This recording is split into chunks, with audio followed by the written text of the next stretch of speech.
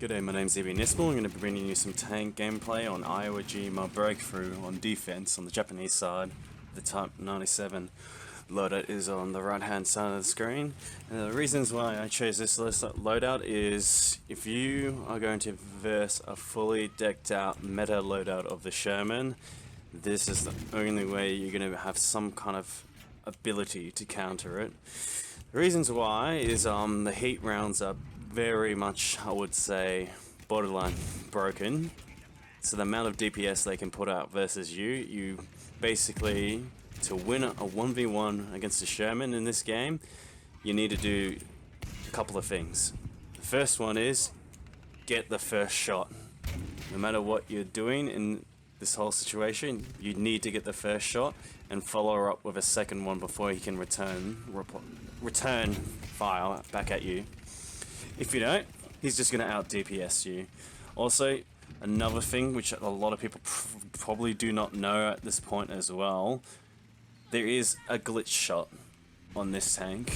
Yes, the return of glitch shots from Battlefield 4, which in my opinion were actually described as skill shots, since all faction tanks in Battlefield 4 you could actually perform this on. A lot of people would say the USA tank you couldn't do, but I actually could. It was just slightly different in ways how you could hit it. And also, in Battlefield 4, if you were really smart, you could actually do it from the bottom of the tank as well, which like 99.9% of tankers did not know that, about the glitch shot as well on top of that.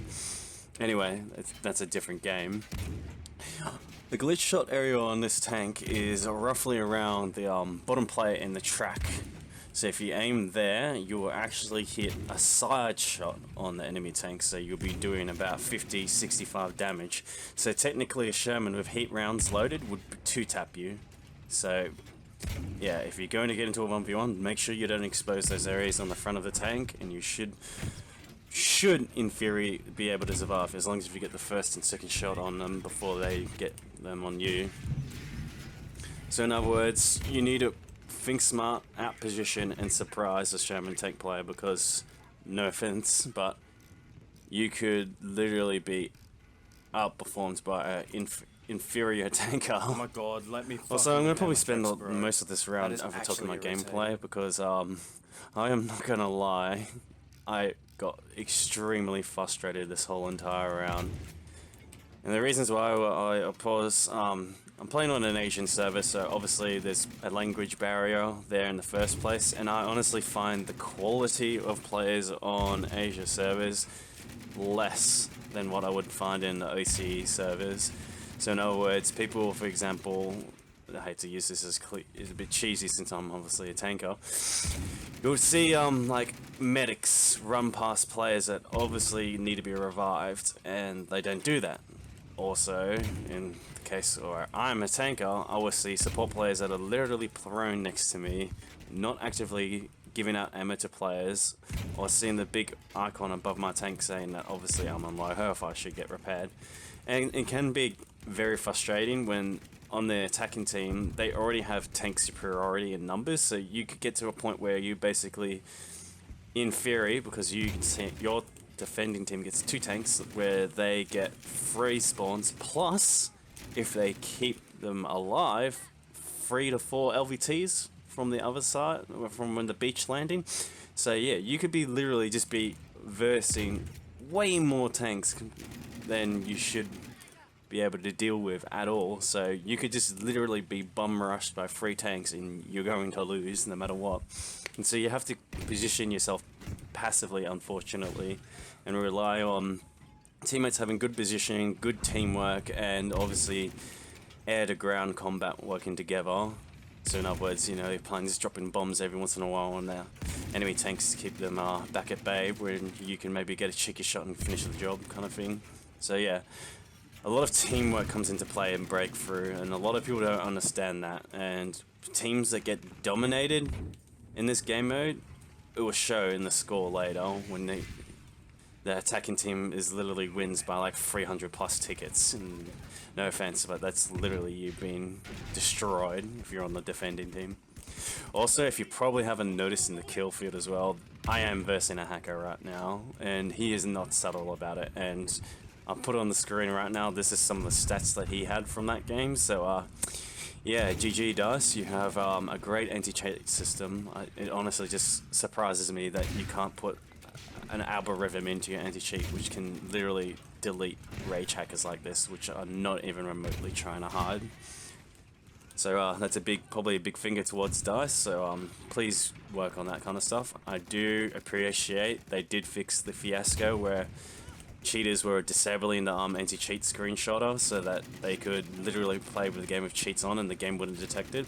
I give credit right there, but they were able to fix that issue. But like, things like rage hackers shouldn't get away in this game. Like, if it's blatantly obvious, like you just saw in those stats I just showed you just then, there should be a system in there to deal with people like that, because I understand no anti-cheat program is perfect. There's always going to be that 1% that make it through, and normally those are the people that know what they're doing, and it's going to take a skilled bunch of people to catch them out. So I can understand that.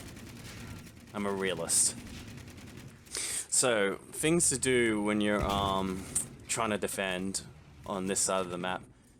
As I already stated before, you can literally get to a 1 to 3 ratio of enemy vehicles you have to verse. So make sure at all times you know where the enemy vehicles are. It's a bit like if you're flying in a chopper in Battlefield 4, right?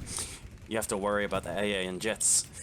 Always pay attention where those threats could be coming from, and your survivability will increase. And then the tricky part is being able to apply yourself effectively. So in other words, getting a high KPM. So being able to be effective with the angles and opportunities that you've been given for short periods of time. So if an enemy tank goes down, maybe take the initiative, get a better position, and shut down the other tanker that may not know yet that you've killed his mate and flanked him, and so you can take opportunity of that. But also don't be hyper aggressive, because you're just wasting a vehicle asset and you just get deleted, and then you have to wait for a respawn to happen, and then it could be detrimental to your team. So yeah, don't be afraid to be passive, but don't be so passive you're not actually effective in contributing anything at all. Another thing to consider that planes do have bombs in this game, so if you get bombed, and as I already pointed out, there's many tanks on the other side, you're gonna have to back up and go repair. Just be aware of that. Like, you just have to bite it on the teeth, you know, grunt it out, and then just pull back. Like, as cancerous as it can be to deal with, like, it's just a factor you have to contribute it in. Positioning is, you want to get high ground. You want to be able to look over objects and see people coming towards you. So always, once again, as it is no surprise, having the high ground is always an advantage. Also, be aware that when you get to this very last sector, there is no ammo depot left. The very last sector, you've got what you're given. So if you can get to the ammo depot at the last minute and get some ammo in, make sure your shots count. Also, if you're a squad lead in the tank, just make sure that you don't get caught out when you get out of your vehicle and shoot the V1. So park it up somewhere and make sure you have some good cover so you can get out, drop it off, and get back in and keep tanking. Otherwise, just give it to someone that you think is competent and knowing where to drop it, where and when. Speaking of V1 rockets, those mountains, caves that you can go in, you can be V1'd in there. So if you're in there, sometimes it's just a luck of the draw that you won't hear that V1 rock coming in and you will just get destroyed. The best way you can avoid them is don't exactly sit exactly in the middle of the flag cut. Those tunnel entrances, so the back one on A, where the ramp comes down, which you saw me retreat earlier before on, if a guy aims for the back of that, so the top-ish part of that, that V1 rocket will go into that tunnel and kill everyone. With the B flag, if they aim it in the middle, if you go down those tunnelways towards A flag and get your tank in there, you can actually survive that V1 rocket, but it will knock out your engine, and so, yeah, you might want to quickly get a repair off so you can back on up and get out of there. Otherwise, yeah, just remember the tank fundamentals, so, you know, playing to your advantages, your positioning, and keeping aware, hyper aware of what's going on around you. As you can see, towards this last sector, I spend a lot of time just trying to dodge just everything counterist in the game. So you got artillery barrages, V1 rockets, tank call-ins as well. So yeah, just remember those things, and sometimes you just literally have to back up. But when you get to this last sector, there's going to be a point where you're going to have to just suicide dive in and protect the flag. Otherwise, yeah, because there's nothing else you can really do. That's your last flag. You got no ammo left. It's just war of attrition right there for you. Anyway guys, I hope you enjoyed this video and put it up with me raging through this whole video and having a big rant of my opinions on Dice's anti-cheat, as well as some vehicle balance things that need to probably be addressed as well between the two factions. Otherwise, yeah, I really enjoy the new maps so far, and yeah, I hope to put out some more content for you guys, and enjoy.